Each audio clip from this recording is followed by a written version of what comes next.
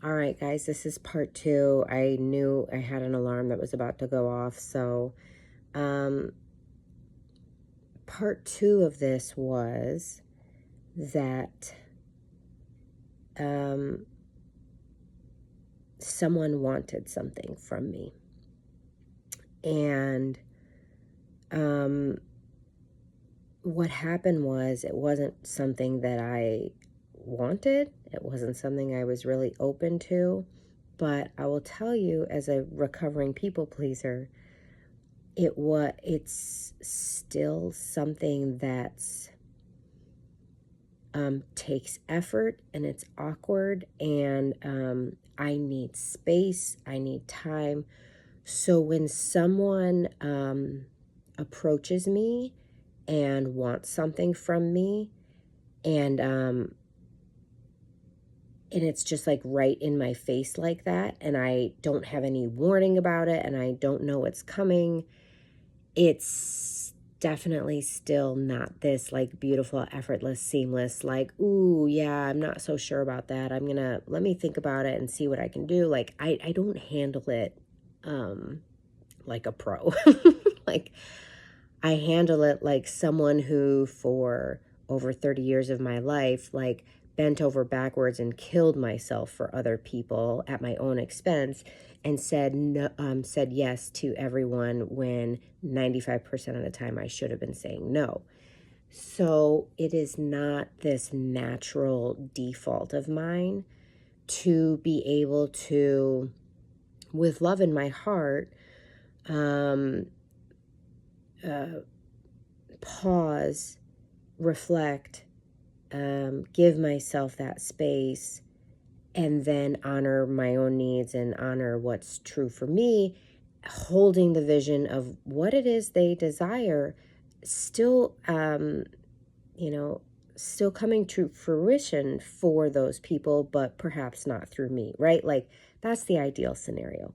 That's not what happened at first, right? So the second thing that happened in my day yesterday was, very unexpectedly, I was approached, and someone wanted something from me, and it was, I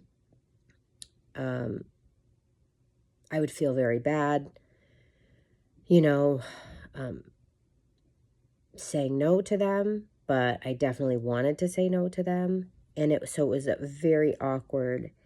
And then I spent, after the experience, it was kind of like, oh, like, why did I say this? Why did I say that? Like, I hate this.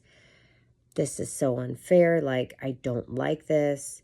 I don't like that, like, I just felt so uncomfortable. I was so triggered again. And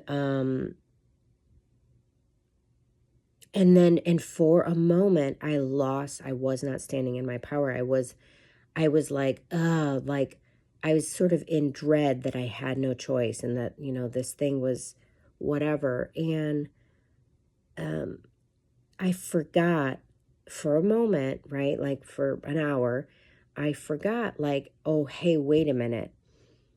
I actually get to focus on the outcome I want in this situation.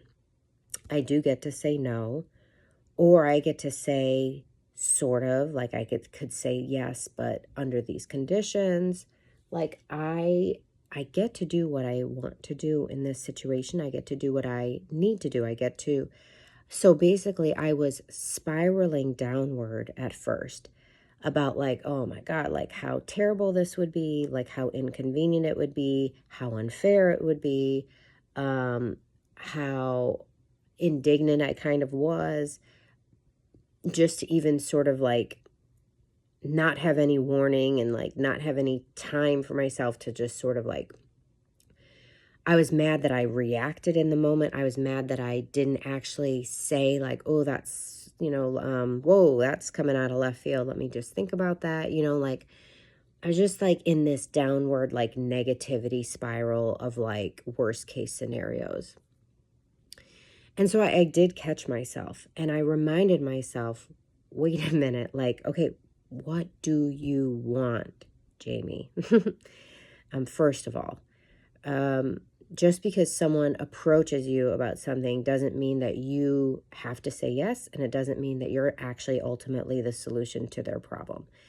And so I just had to, I had to reconnect with my own conscious creative power. Like, what do I want? I can still hold the vision of them getting this outcome, and it has nothing to do with me. Or I could be part of the solution. Either way, I get to choose. And I just gave myself grace for how awkward and badly I felt like I handled the situation. Could have handled it way worse, could have handled it way better. And anyways, I just allowed myself to have an emotional reaction about it. And the fact that earlier in the day, I witnessed that video, that multiple part video where I was sort of in freeze mode, but there was like an inner fight. It was kind of like I was frozen watching the video, but at the same time thinking, oh, I would never just stand there and take that. I would say this, I would say that. Like, I would not be okay being treated this way. So I truly believe that there was residual energy from that experience earlier in the day, which meant that when I was approached unexpectedly and I wasn't anticipating it and it was very surprising to me, I sort of instantly went into fight mode because there was that lingering fight mode from earlier that hadn't dissipated, I think. I think that contributed to it. The bottom line that I was trying to make out of these videos is, in every moment, the news is telling you what to be appalled about. The news is telling you about the most horrific things happening. And by the way, they're putting their spin on it, right? There's news that is left. There's news that's right, very politically charged. I have my own opinions about that. And the bottom line is they tell you a narrative that they want to tell you. They tell it in a way that is intentionally, it's very intentionally making you feel one way or the other about it. It is not unbiased in any way, shape, or form. So you've got the world screaming at you like, this is what's important, this is what's urgent, this is an emergency, this is what you have to pay attention to.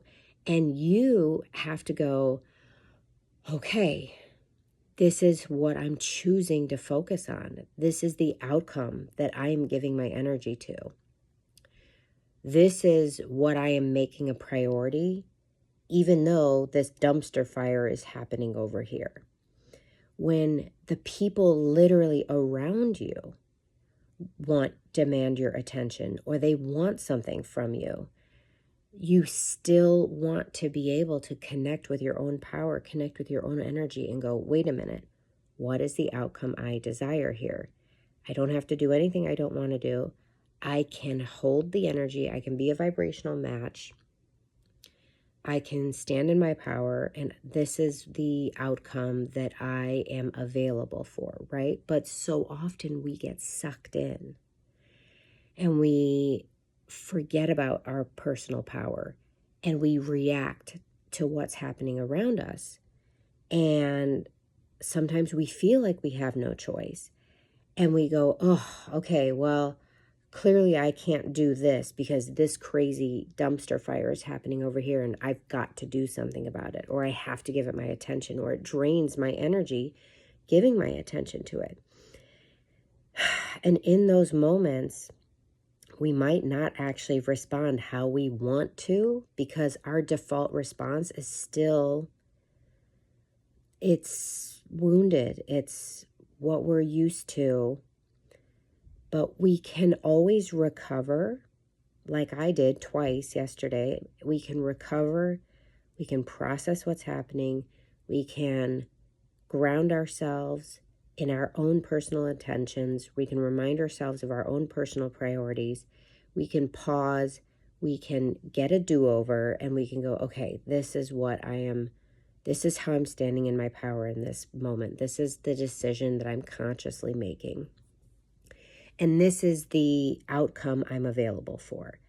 That is ultimately what we want to bring ourselves back to, even if you're like me and in the moment you didn't handle it quite how you wanted to handle it. But I will tell you, every single day of your life, everybody around you is competing for your attention and competing for you to choose it relentlessly. And so that is why if we don't start our day intentionally, we can get sucked into it. I will tell you, I did not do my alignment work yesterday morning, and I just got sucked the fuck in. So this is a public service announcement. This is a PSA for the day. Do your alignment work first. Start your day with your intentions in mind, connecting to the energy of what you want for the day, and it will greatly serve you to be able to manage all of the distractions and everything competing for your attention. Because if you're not intentional about prioritizing what matters most to you, the world and the people around you will incessantly demand that your attention is given to them. And so we want to be more intentional about who and what gets our attention and what we focus on and what gets our energy throughout the day. So I hope this served you in some way.